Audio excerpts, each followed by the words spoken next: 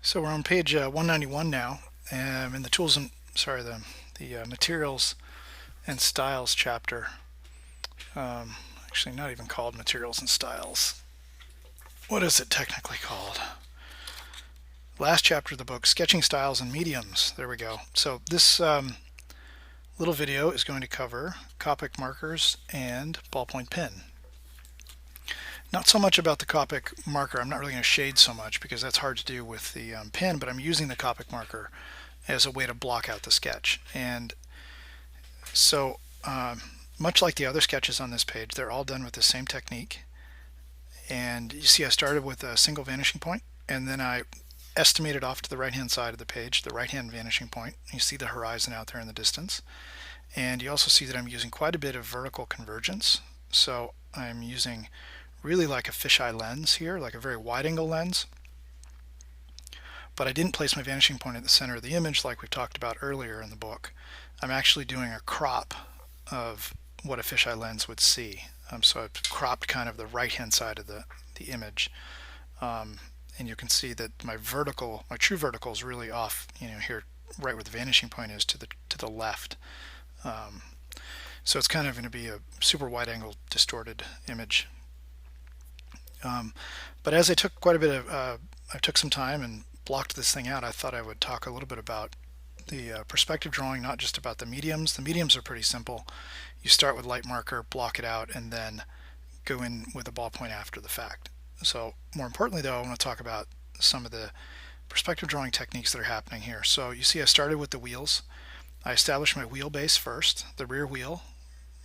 I estimated that, and then I multiplied to put 3 wheels in between, and then estimated the front wheel, and then I estimated 3 wheels wide across. So sort of imagine the ellipse flipped 90 degrees and then put it across to the other side. And then I've actually found the center, drawing an X.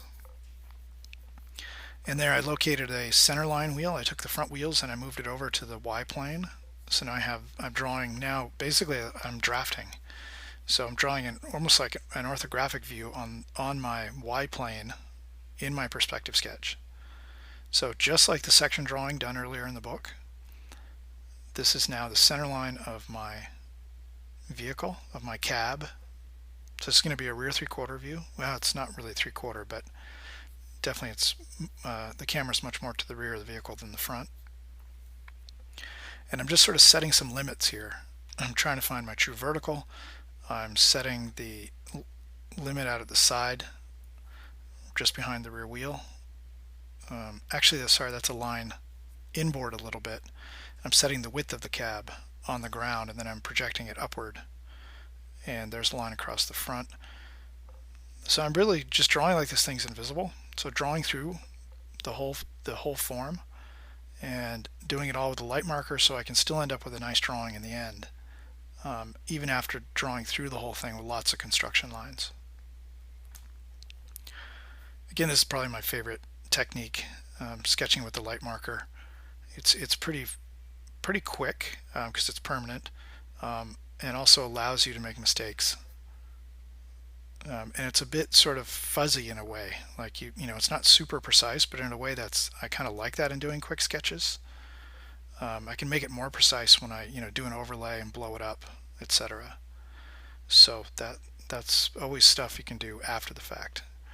So I just put it in the side window there, and I can see through to the dashboard, so I put that in.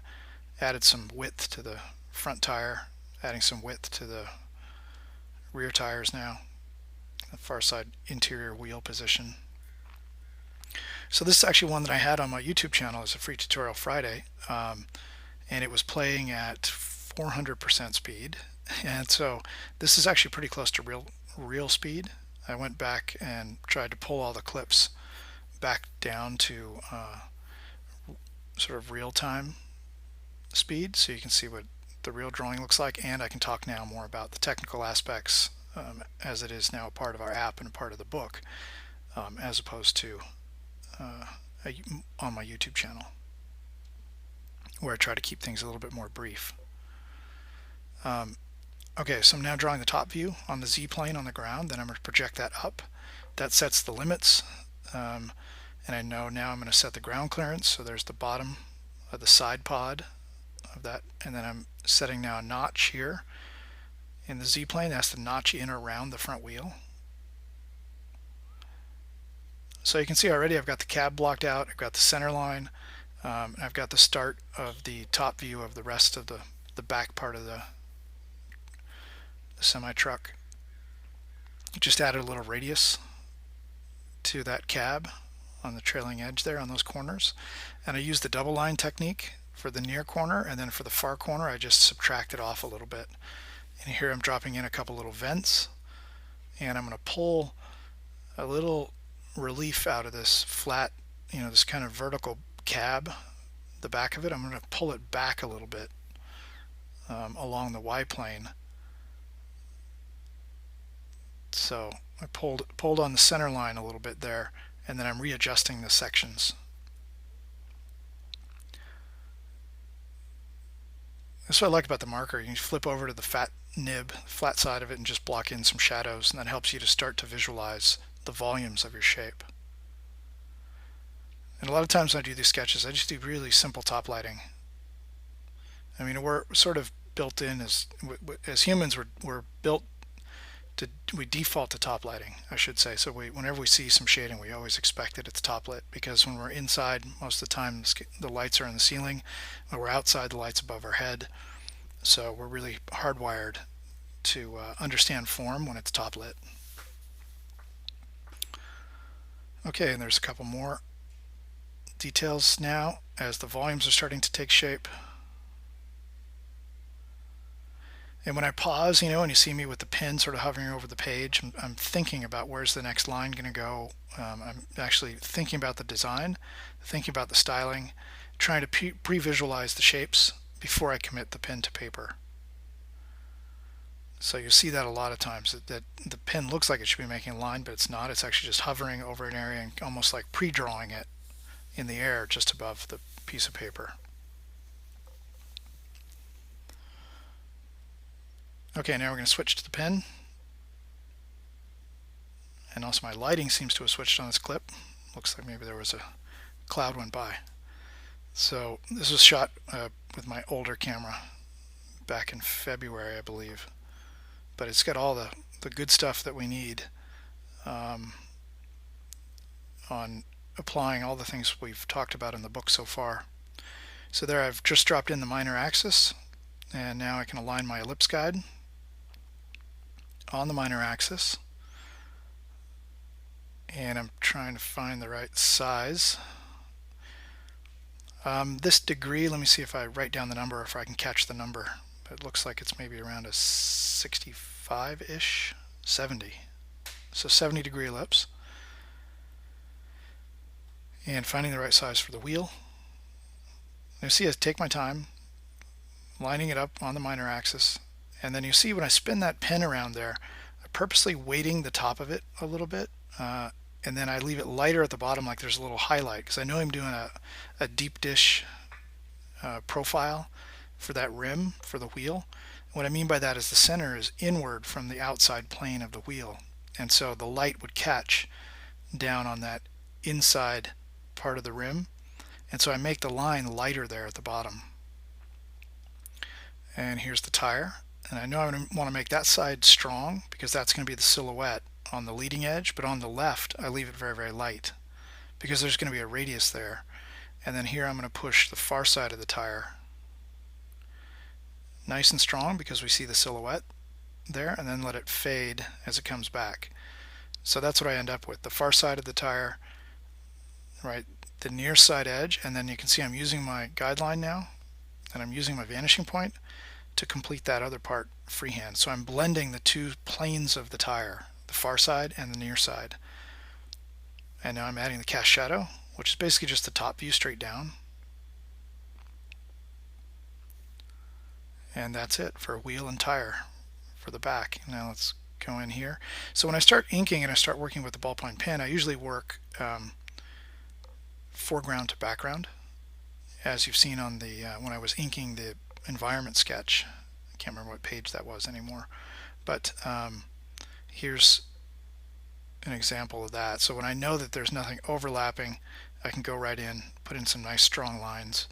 But I wouldn't draw, say for instance, the far side tire first, because I don't know exactly where it's going to end.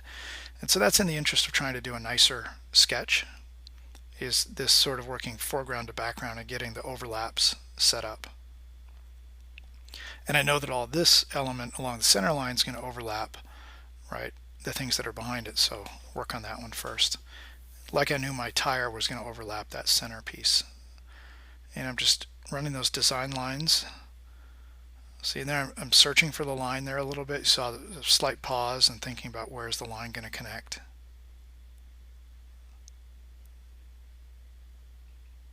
And same thing here, a little double line to indicate a radius, just like the when I radiused that box earlier in the book.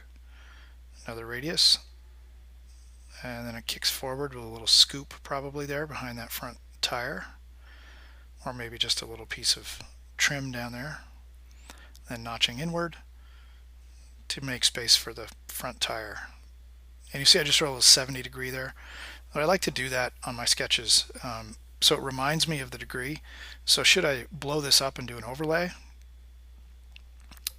then I can know which ellipse guide to grab right away.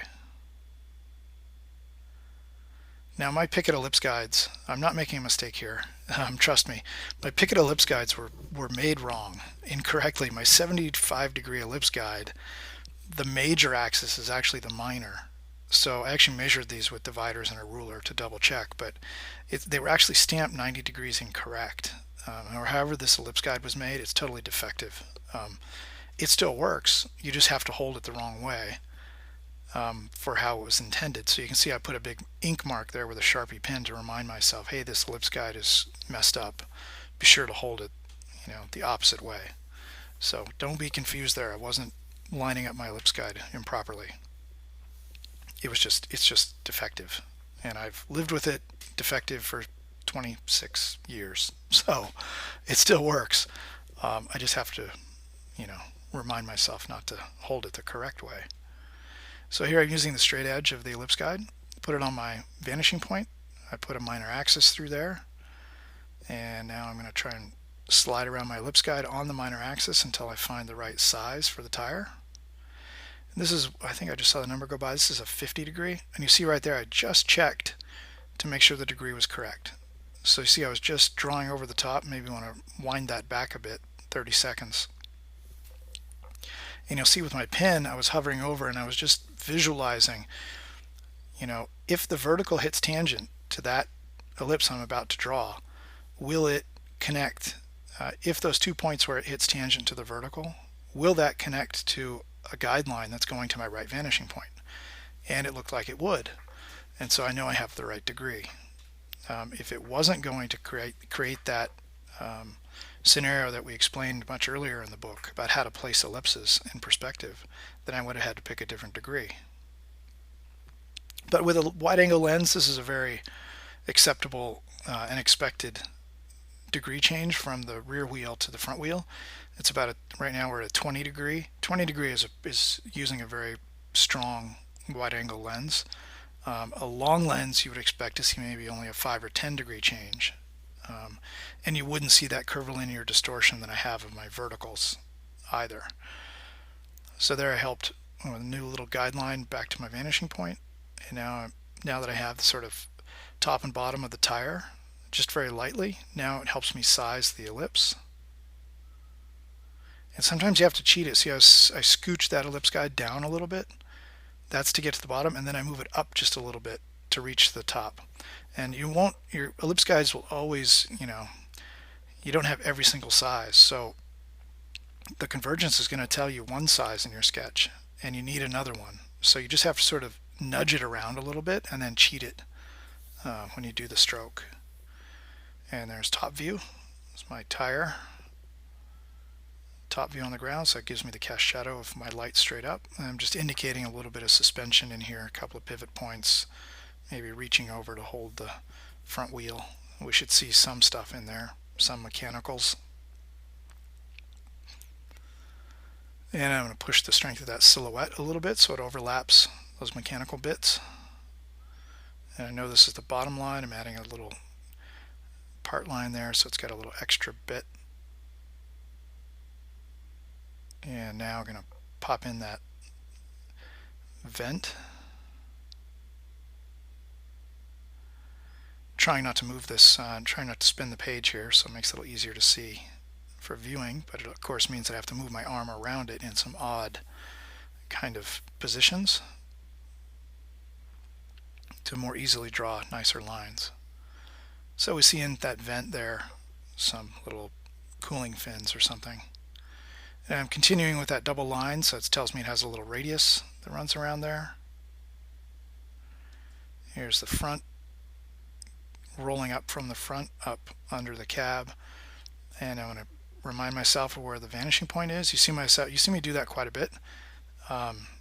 Before I get ready to draw a line that goes to the left vanishing point, a lot of times I like to reach out and touch where that line's going to go and pre-visualize it. That helps me keep the perspective correct. And this is sort of, I draw this perspective a lot. I like this wide angle lens positioned just with a point of view just above the rear wheel and behind it a little bit.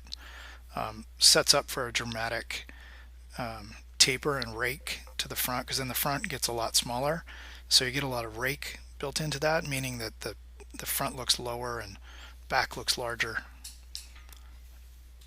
and it makes for a nice dramatic automotive sketch.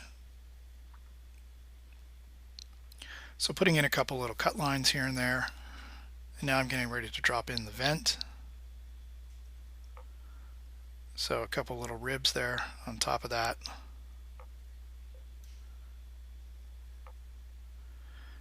So I see I plan it out with a couple little tick marks and then do my best to have those things taper up to the front, and then I'm going to terminate them with a little bit of extra heavy line weight there.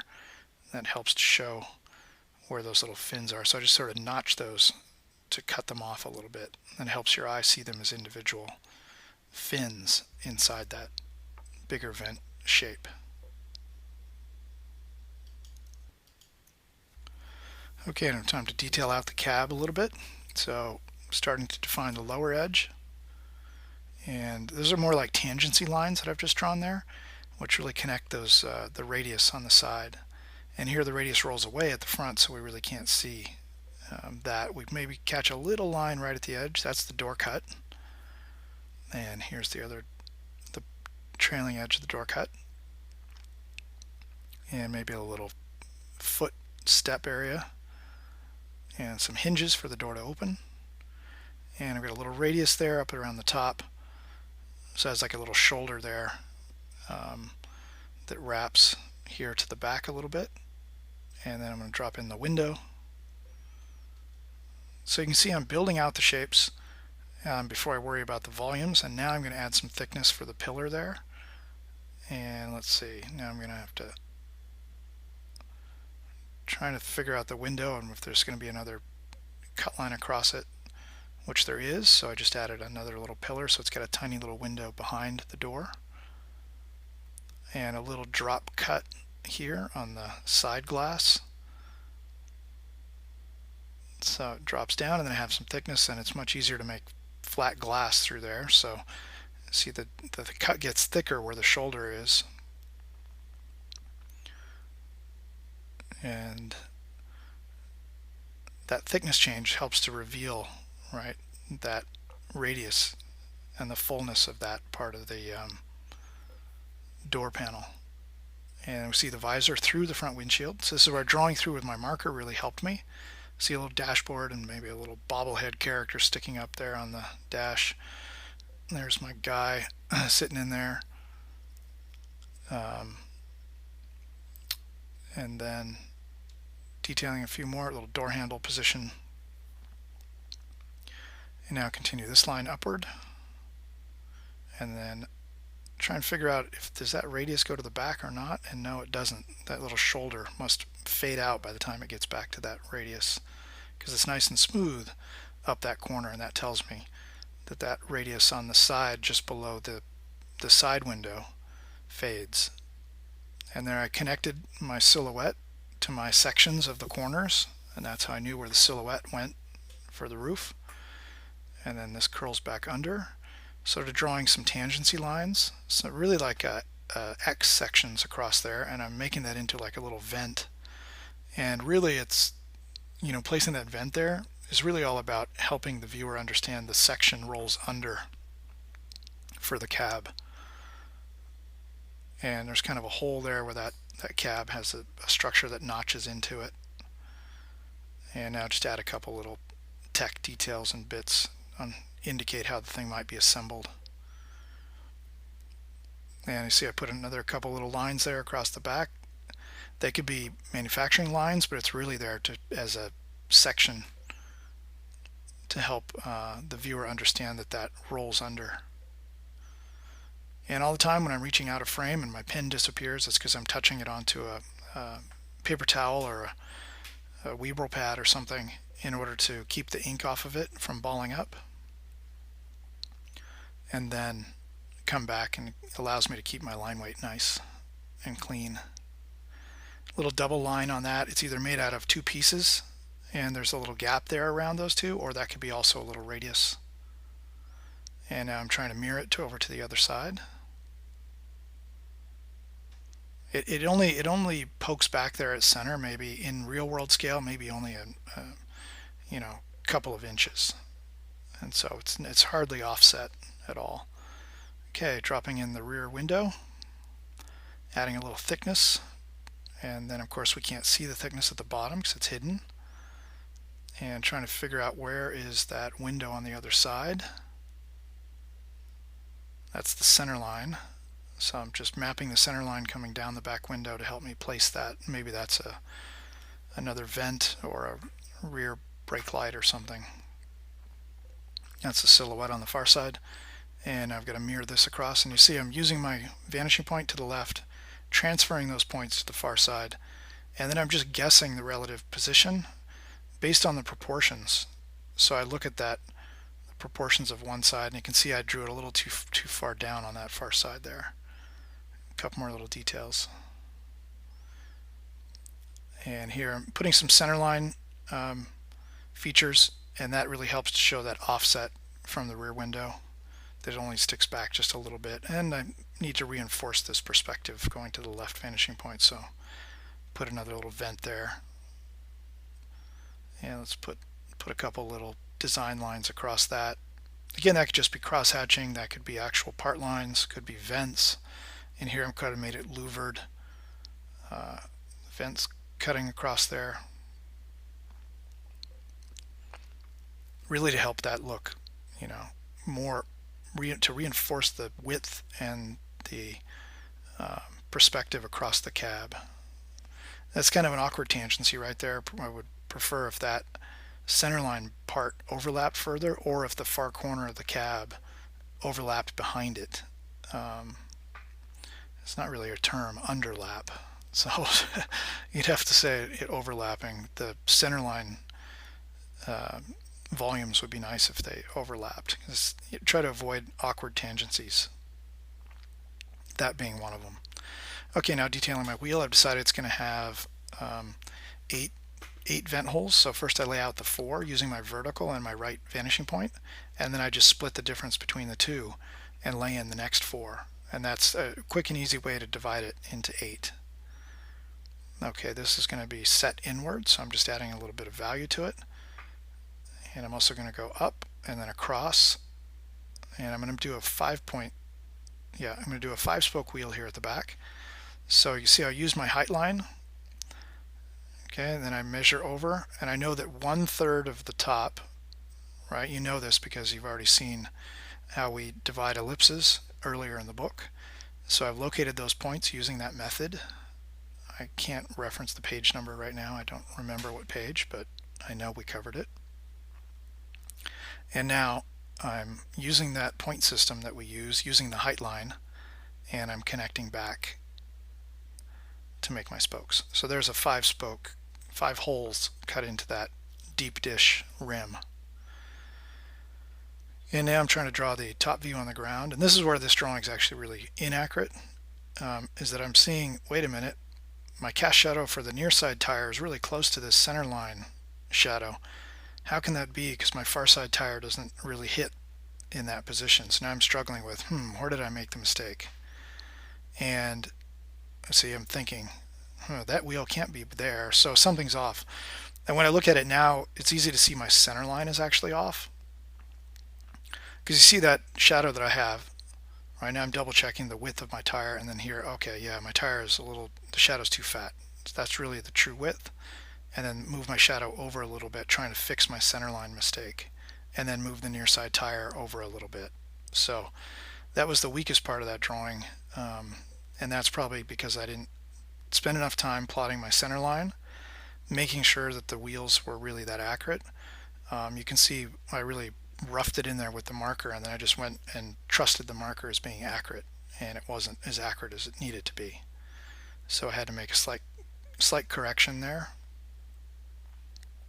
I didn't bother to redraw the far side wheel because it's small and it's in the distance, and if I was doing an overlay, I would have drawn through all the way and fix it up if I was going to make it larger. You see, it's a fairly small sketch, so because it's the far side wheel, I can kind of get away with it, let it go. But still not happy about it. To this day, I'm upset. Not really. Happens all the time. No big deal. Just fix it in an overlay. What's more important is that you're able to identify the reason why something might be wrong, the fact that it does look wrong in the first place. That's what's most important, because then you develop your eye and the sensitivity to see, and then you have the tools and the knowledge to fix those things. So they never really bother me. It's just always a little frustrating because you always want to have it be as the best it can be. And always adding my signature number 5, making it a racing truck. And add a couple more little details here, and then we're going to probably wrap it up with a little bit of additional line weight. So just dropping a little side vent coming out of the cab. Probably working up a sweat driving this racing truck around, so need a little ventilation.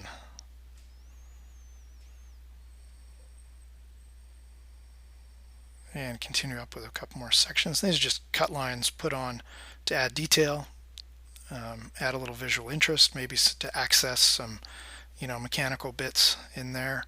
So these add a little realism, and maybe we see a little bulge there for the grille or the headlights. So just adding a few little things we see beyond to influence the silhouette.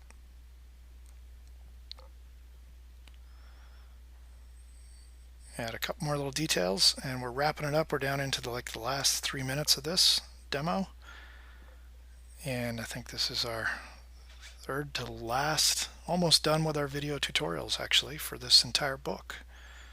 Hope you've enjoyed them so far. We've enjoyed doing them, and we'll keep freshening these up. So this one might be the video for the next month, and then when you see an upgrade on the app, be sure to check back and download it, because it means there's some new content.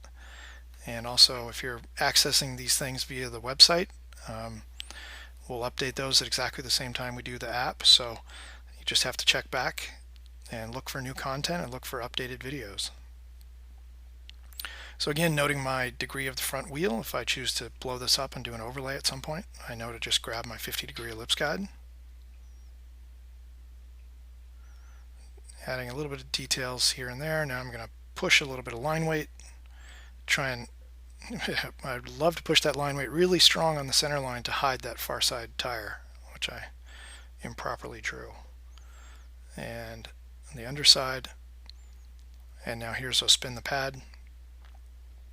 Really helps me to get a proper, a better mechanical advantage, biomechanical advantage, to make nicer line weight.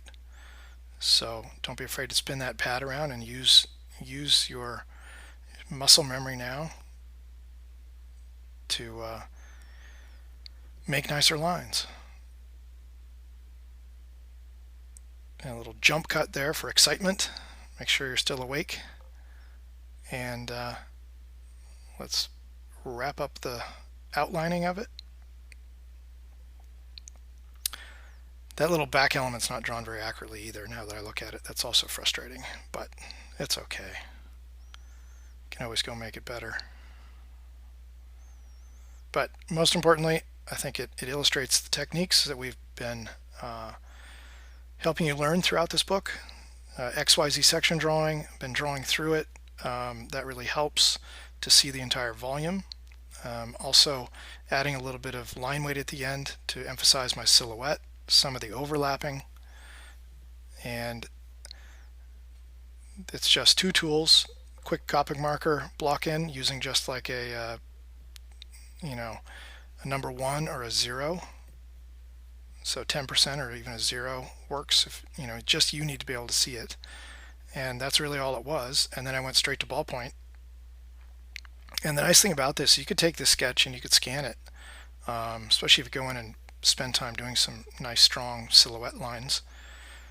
You could scan this and then just do a levels adjustment inside Photoshop, and you can get rid of almost all that marker work, and you'll be left with a really nice line drawing that's ready to render. So it's a nice technique. So, and I think that the really light value underlay there, or the guidelines, add some texture, add some nice visual texture that makes it easier for people to understand the volumes, because they can understand the kind of the environment. We can sort of see a distant horizon there. We can understand the grid that this thing is living in, and reinforces our point of view. So I think it adding a few graphics here to the tires, give them a bit more realism, like they've got some printed white lettering on them or something. And we're almost done with this one, and then time to move on to the next.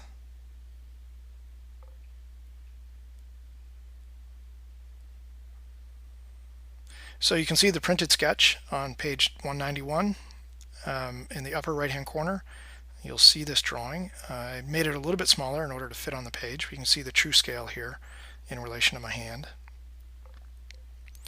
And just adding a little extra weight to the very bottom line. And voila, we are almost finished. Let's get that little overlap there, get that vent a little bit stronger, and that'll overlap those little fins a little nicer. There we go. So it's one of my favorite techniques, Copic marker and ballpoint pen.